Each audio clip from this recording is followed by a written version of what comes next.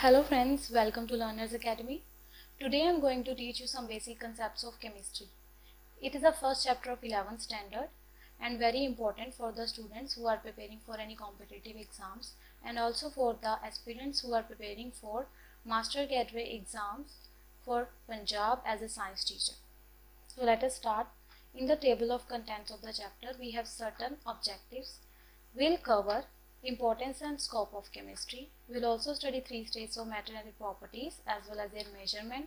We'll also study laws of chemical combinations, Dalton's atomic theory, along with the concepts of atoms, elements and molecules, also atomic and molecular mass, the molar mass and mole concept, empirical and molecular formula, and last but not the least, stoichiometry and stoichiometric calculations. So these are the topics which we will cover in the further lectures. So let us start. Before we start the chapter, we should know what is chemistry. Chemistry is nothing but the science of atoms, molecules and their transformations. Or you can say the branch of science that studies the composition, properties and interaction of matter. That is known as chemistry. So with the help of chemistry, we have the ability to know the atoms, molecule and the transformation in a given state of matter. With the help of this, we can get the new composition, properties and interaction of matter. So it's all about the definition. Now we should study. Why should we study chemistry? What is the need to study chemistry? See, everything around us is a matter. Whether it's candle, whether it's a bar, whether it's a jar, whether it's a computer system, whether it's a mobile phone or anything around us deals with chemistry, because chemistry studies the atoms, molecule and their composition as well as the transformation and arrangement. So with the help of chemistry, we are able to study their matter. So first of all, let us take the example of coal and diamond. In coal and diamond, we have different composition of carbon atom. They combine together to give us different structures and different arrangement. So we get to know only with the help of chemistry. Also, if I say about the liquid hand wash, they also have different composition, different elements and different particles in it. The arrangement is different, the composition is different and they synthesize together to give us different products. Also in our daily life we use various products like plastic baskets, mugs, boxes. These all are the results of chemistry because knowing the concepts of elements, atoms and particles together, we get to know the things we use in our daily life and we synthesize new materials in different ways. So this is the reason we should study chemistry. Now what are the advantages of chemistry? Chemistry has given us so many advantages. First of all, it helps us in counting the number of atoms, molecules of a given state of matter. And if we know the number of atoms, molecule in a given state of matter, then with a better understanding of chemical properties, it has now become possible to design and synthesize new materials having specific magnetic, electric and optical properties. As we know the chemical principles and number of atoms and molecules in a given mass of matter, then we are able to design new materials. Like for example, if a person wants to develop a new material which is having high magnetic and electric properties, then with a better understanding of this, a person can make it.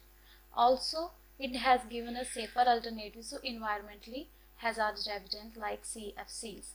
CFC is chlorofluorocarbon, which is responsible for ozone depletion earlier.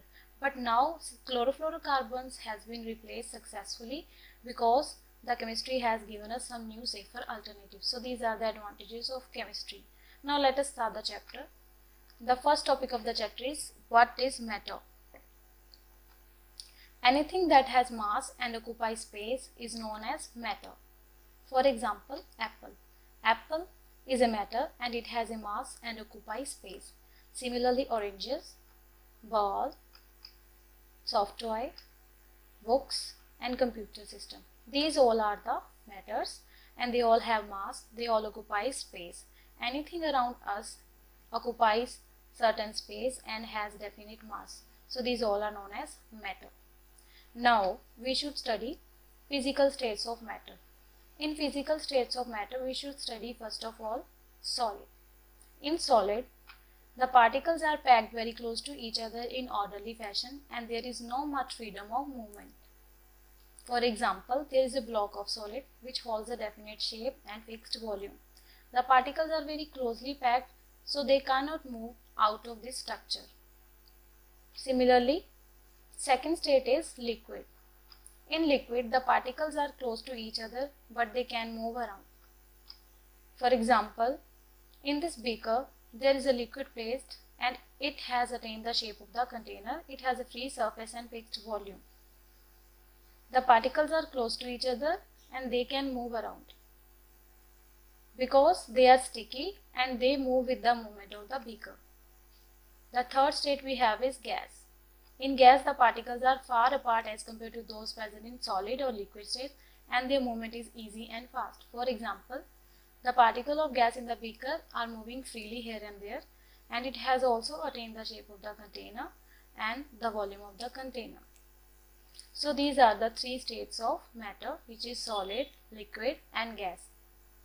Now we should study the properties. First of all, we'll study the property of solids. The first property of solids is solids have fixed mass, shape and volume. Solids are hard, so cannot be compressed. The particles of solid are packed tightly in a regular pattern due to strong intermolecular forces. For example, brick, gold, or a block of dice. In all three pictures, it is clear that solids have fixed mass, fixed shape and fixed volume. These all three examples are very hard and so cannot be compressed whether we apply any external pressure over them. The definite arrangement is due to the strong intermolecular forces. So these are the few properties of solids. Now we study the properties of liquids. Liquids have fixed mass but no fixed shape. However, they take the shape of the container. Particles of liquids are sticky, so their compressibility is negligible. Particles of liquid are loosely packed and have slightly weak intermolecular forces than solids. For example, there are 4 beakers given in the picture and the shape of each beaker is different from the another beaker. Because liquids do not have fixed shape, they have taken the shape of the container. However, they have fixed volume and mass. The particles of the liquid are sticky, so their compressibility is negligible. If you apply any external pressure, you cannot get compressed the liquid. All you can see, the liquid will come out of the beaker. And they have weak intermolecular forces than solids, so their particles are loosely packed. So these are the properties of liquids. And third one is gases. In the properties of gases, the first property is gases have fixed mass but no fixed shape and volume. The particles of gases are clear and light, so can be compressed. The particles of gases are least closely packed and have negligible intermolecular forces. For example, oxygen, LPG and carbon dioxide. These all are gases. They have fixed mass but no fixed shape and no fixed volume. Because they are loosely packed and have negligible intermolecular forces, so they can be compressed in any cylinder or any box. Moreover, they are very clear and light and they attain the shape of the container in which they are kept. For example, there are 3 different shapes of container like oxygen, LPG and carbon dioxide. Also, they don't have fixed volume. They attain the same volume as the beaker in which they are placed. So these are the properties of gases. Now we'll study the physical state of matter, that is inconvertible. How the 3 states of matter are inconvertible. We have 3 states of matter, which is solid, liquid and gas. If we apply certain chemical operations on these 3 states of matter, then we'll able to get each one of them, vice versa.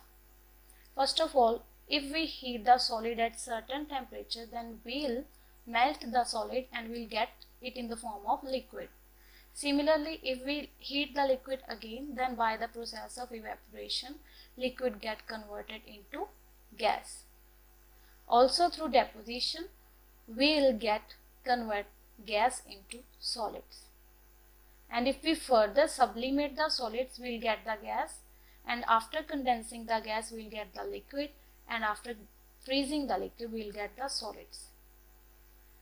So in this chapter, we have studied what is chemistry, what is the need of chemistry, what are the advantages.